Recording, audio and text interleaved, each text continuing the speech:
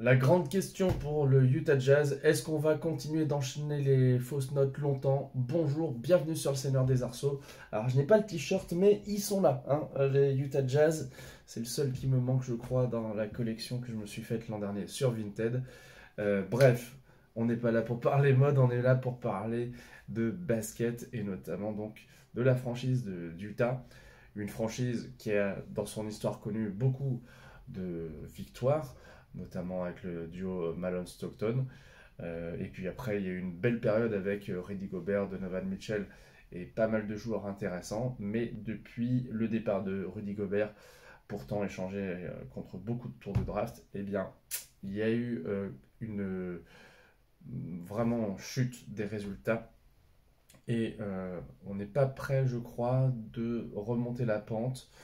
Parce que pour l'instant, on a donc la saison dernière, Lauri Markkanen, qui sortait d'une très belle saison, meilleur joueur ayant le plus progressé, All-Star, un joueur finlandais capable de prendre 20 points, 8 rebonds assez facilement, mais en termes de potentiel, c'était un petit peu limité.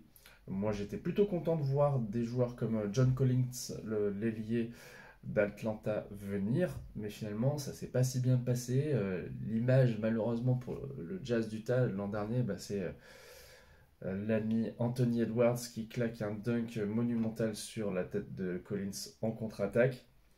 Alors on a eu des petits jeunes qui sont arrivés l'an dernier, comme Keyonte George, un meneur de 1m93, qui a scoré 13 points, donc qui a pris ses marques. Il a fait quand même quelques belles prouesses, mais sans que ce soit une révolution non plus.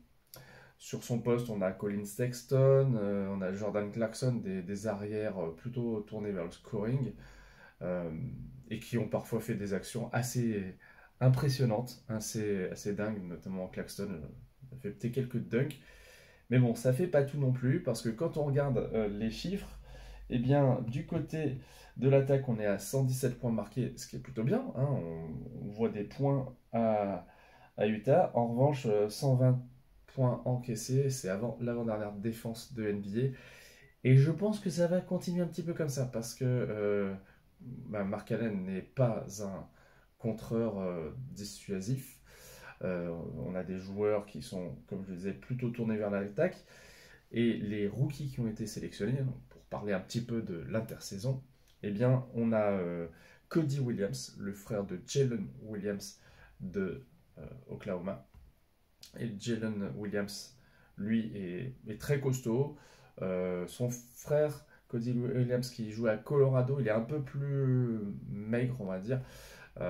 Mais ça reste un joueur intéressant, au potentiel qui pourrait se développer, je pense, à Utah sur le poste 3.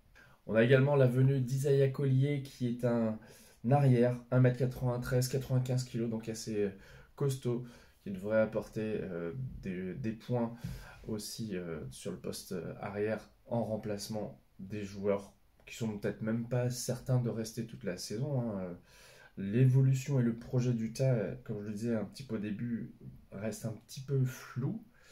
On a fait venir Drew Eubanks, un pivot capable d'épauler Walter Kessler sur le poste 5. Walter, Walker Kessler, pardon, qui avait réalisé une très belle saison rookie et qui l'an dernier a été un peu relégué dans un second rôle moins valorisant. Et puis, ce que j'aime bien, c'est qu'ils ont signé aussi Kyle Filipowski, un joueur assez grand lui aussi, qui est descendu dans les prévisions de draft pour des histoires un peu bizarres autour de sa petite amie, une sorte d'emprise. Bon, je n'ai pas trop compris, mais en gros, c'est un joueur qui a du potentiel. Donc, à surveiller. Bon, on ne sait jamais. Utah s'est aussi spécialisé ces dernières années pour parfois faire des départs canons ou être plus fort que prévu. Mais pour être très honnête, si je dois faire mon pronostic, je pense que Utah sera dans les tout derniers de la conférence Ouest. Je les vois derrière des équipes comme San Antonio, peut-être même Portland. Je pense qu'aussi Memphis sera largement devant par rapport à normalement au retour de Ja Morant. Donc toutes ces équipes-là qui n'étaient pas qualifiées pour le le play-in vont, je pense, se tirer un petit peu la bourre.